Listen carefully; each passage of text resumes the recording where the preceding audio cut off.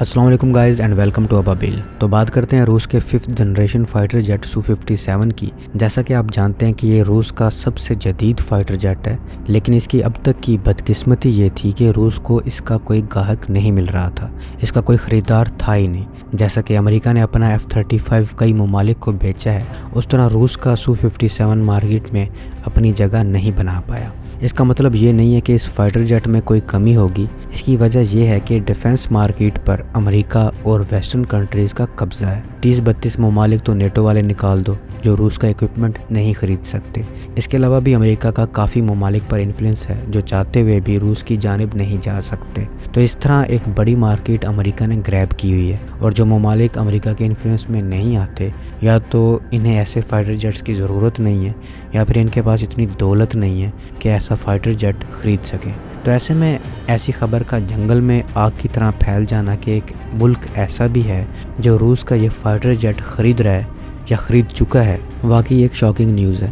ہوا یہ ہے کہ ایرو انڈیا 2025 انڈیا کی جانب سے ایک دفاعی نمائش منعقد کی گئی تھی، جس میں روس نے بھی حصہ لیا اور اس میں اپنا سو-57 نمائش کے لیے رکھا۔ اسی دوران روس کی ایک دفاعی کمپنی روزبولن ایکسپورٹ کے سربراہ نے اعلان کیا ہے کہ ان کا سو-57 پہلی بار 2025 میں ایک دوسرے ملک کو فراہم کیا جائے گا۔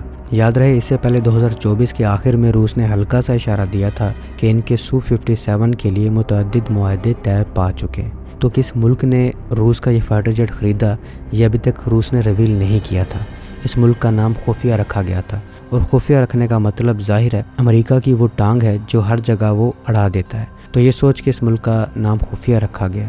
دفاعی تجزیہ نگاروں کے مطابق یہی تھا کہ یا روس کے اس فائٹر جیٹ کو الجیریا خریدے گا یا پھر انڈیا، اور اس حوالے سے الجیریا پوٹینشیل بائر تھا، اور ایسے ہی ہوا۔ الجیریا نے کنفرم بھی کر دیا ہے کہ وہ روس کا سو-57 خرید رہا ہے۔ اب اس میں حیرت کی بات نہیں ہے کہ الجزائر کیوں خرید رہا ہے، کیونکہ الجزائر کا روس کے ساتھ طویل عرصے سے تعلق رہا ہے اور اس کے فوجی ساز و سامان کا بنیادی سپلائر ہے۔ الجزائر کے پاس پہلے ہی روسی فوجی ساز و سامان کی ایک وسیع رینج موجود ہے، جس میں سو-30 فائٹر جیٹس، MiG-29 اور سو-24 اور S-300 جیسے ایئر ڈیفنس سسٹم شامل ہیں۔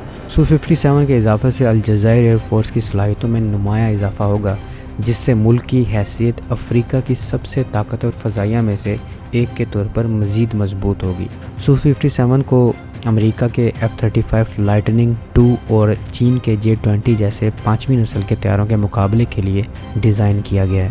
یہ اپنی جدید اسٹیلتھ صلاحیتوں، سپر مینوربلٹی اور جدید ترین ایویونکس کی وجہ سے نمایاں ہے۔ اگرچہ الجزائر کے معاہدے کی مخصوص شرائط خفیہ ہیں، لیکن یہ اشارہ دیا گیا کہ سو-57 کا ایکسپورٹ ورژن مغربی ہم منصبوں، خاص طور پر F-35 کے مقابلے میں کافی سستا ہوگا۔ یہ خریداری الجزائر کی جاری فوجی جدید کاری کی کوششوں کا حصہ ہے، جس کا مقصد علاقائی فضائی برتری برقرار رکھنا اور اپنی دفاعی صلاحیتوں کو مضبوط کرنا ہے۔ دوستو، ماسکو طویل عرصے سے سو-57 کی بین الاقوامی مارکیٹ میں موجودگی بڑھانے کی کوشش کر رہا ہے، اور اس نے ترکی اور ہندوستان جیسے ممالک کو بھی اپنی طرف متوجہ کرنے کی کوششیں کی ہیں۔ 2019 میں روسی صدر نے ذاتی طور پر ترکی کے صدر رجب طیب اردوان کو سو-57 کا مظاہرہ کیا، جس سے یہ قیاس آرائیاں ہوئیں کہ ترکی اس طیارے کو امریکہ کے F-35 پروگرام کے متبادل کے طور پر لے سکتا ہے، تاہم کوئی معاہدہ طے نہیں پایا۔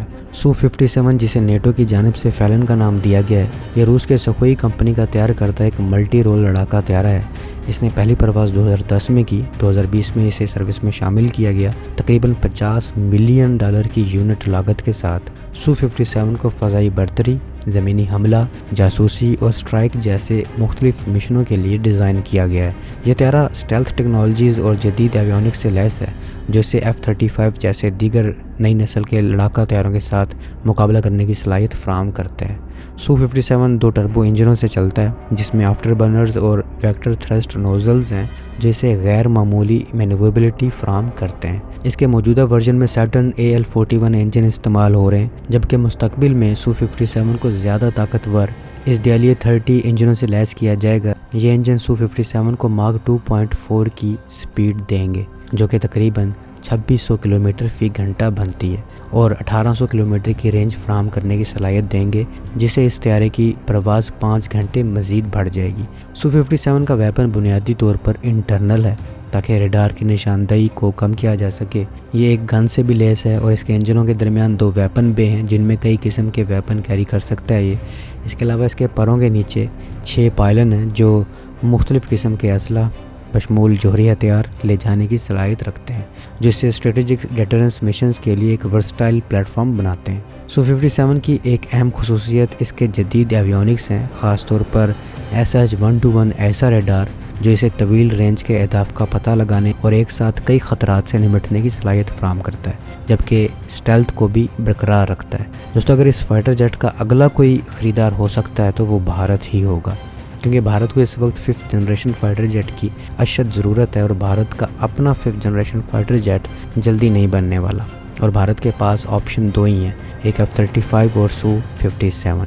और मेरे ख्याल से भारत F-35 लेने से कतरा रहा है, क्योंकि इसमें बहुत से टेक्निकल फेलियर्स आ चुके हैं, जबकि Su-57 भी भारत का कहना था कि इसकी रिक्वायरमेंट पूरी नहीं कर रहा, जबकि इससे पहले भारत Su-57 प्रोजेक्ट का हिस्सा भी रह चुका है, जो कि भारत ने महंगा प्रोजेक्ट कह के छोड़ दिया था।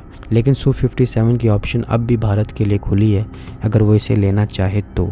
अलजायर के ये फाइटर जेट ख़रीदने के बाद भारत को भी इस फाइटर जेट को ख़रीदने का कॉन्फिडेंस ज़रूर आएगा। और याद रहे, रूस ने भारत को Su-57E तैयारे ख़रीदने के साथ साथ इसकी टेक्नोलॉजी की मुंतकिली और मकामी पैदावार की पेशकश भी की है, यानी कि रूस इंडिया को ट्रांसफ़र ऑफ टेक्नोलॉजी भी देगा। और चूँकि भारत पहले भी रूस की इक्विपमेंट इस्तेमाल कर रहा है तो भारत को इस तरफ जाने में ज़्यादा मुश्किल नहीं आने वाली। और अगर बात की जाए कि अल्जीरिया ने Su-57 क्यों ख़रीदा और अल्जीरिया इसे किसके ख़िलाफ़ इस्तेमाल करेगा, तो बता दें कि इस वक्त अल्जीरिया के किसी भी मुल्क के साथ ख़राब ताल्लुकात या ऐसे ताल्लुकात नहीं हैं जो मुस्तकबिल में जंग की वजह बने।